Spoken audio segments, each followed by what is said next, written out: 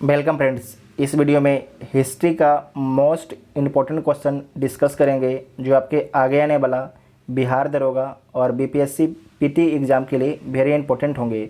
इसमें कुल आपकी 30 हिस्ट्री के प्रश्न होंगे और 30 में से आप लोग कितने सही कर पाते हैं कमेंट बॉक्स में ज़रूर बताइएगा। पहला क्वेश्चन है कि किस अखबार या पत्रकार ने वर्नाकुलर प्रेस एक्ट का समर्थन किया था। वेरी इंपॉर्टेंट है। तो जो वर्नाकुलर प्रेस एक्ट है ये आया था 1878 में ईस्वी में लॉर्ड लिटन के काल में। तो इसका समर्थन किया था पायनियर ने। तो सी इसका राइट आंसर हो जाएगा। नेक्स्ट है कि प्रथम आंग्ल मराठा युद्ध किसके शासनकाल के दौरान घटित हुई। तो किसके शासनकाल के दौरान में घटित हुई? वारेन हेस्टिंग के शासनकाल में। तो बी इसका राइट आंसर हो जाएगा। प्रथम आंग्ल मराठा युद्ध होता कब है? तो 1775 से 1782 तक। ठीक है। नेक्स्ट क्वेश्चन है कि उस्ताद मंसूर किसके दरबार में प्रमुख चित्रकार थे। तो उस्ताद मंसूर जो हैं जहांगीर के दरबार में प्रमुख चित्रकार थे। चित्रकला जो है अपने चित्रकला किसके शासनकाल में चरमोत्कर्ष पर था। तो आपको ध्यान रखना है जो चित्रकला है जहांगीर के शासनकाल में अपने चरमो उत्कर्ष पर था, जबकि शाहजहां के शासनकाल में स्थापत्य कला जो है चरमो उत्कर्ष पर था। ठीक है। मतलब स्थापत्य कला का काल बोला जाता है शाहजहां के शासनकाल को और चित्रकला का काल बोला जाता है जहांगीर के शासनकाल को।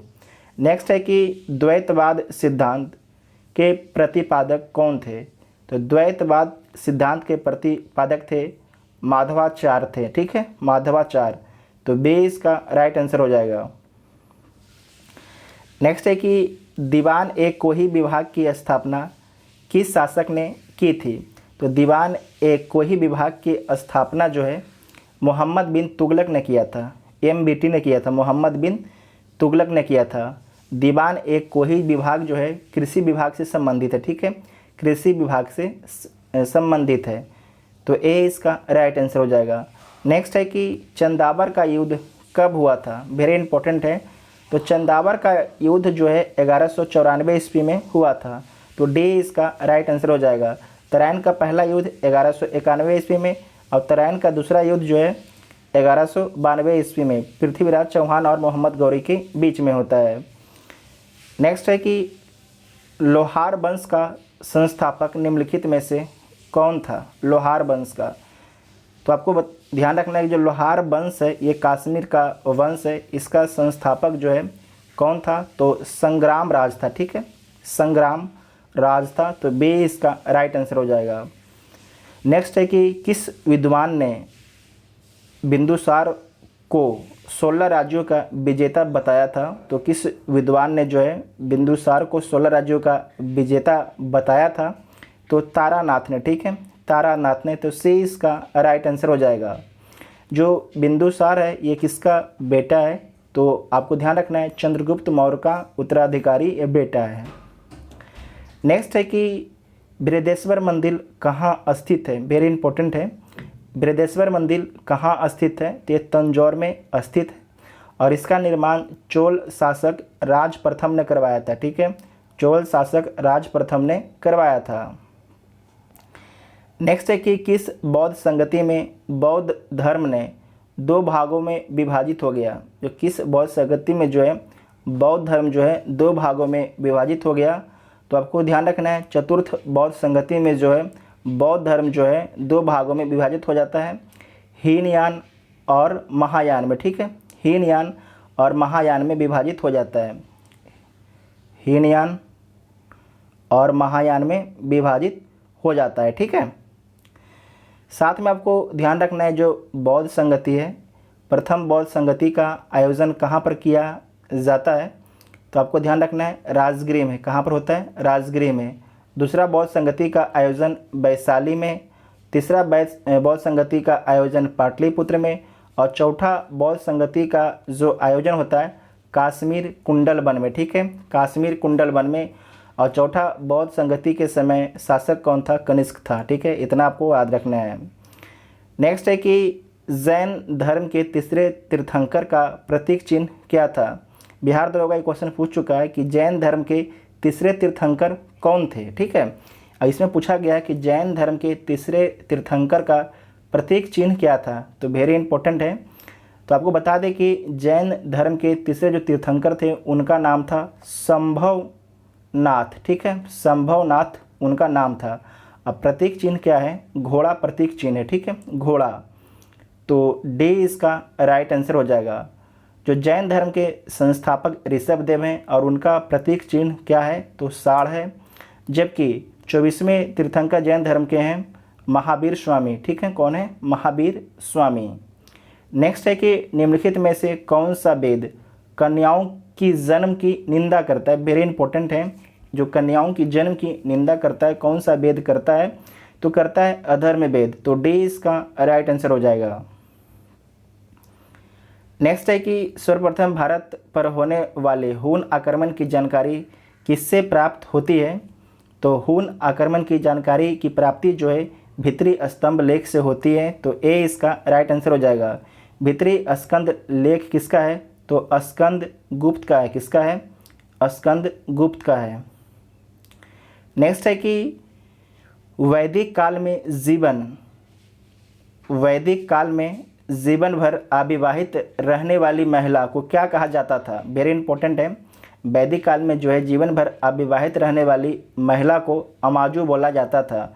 तो सी इसका राइट आंसर हो जाएगा।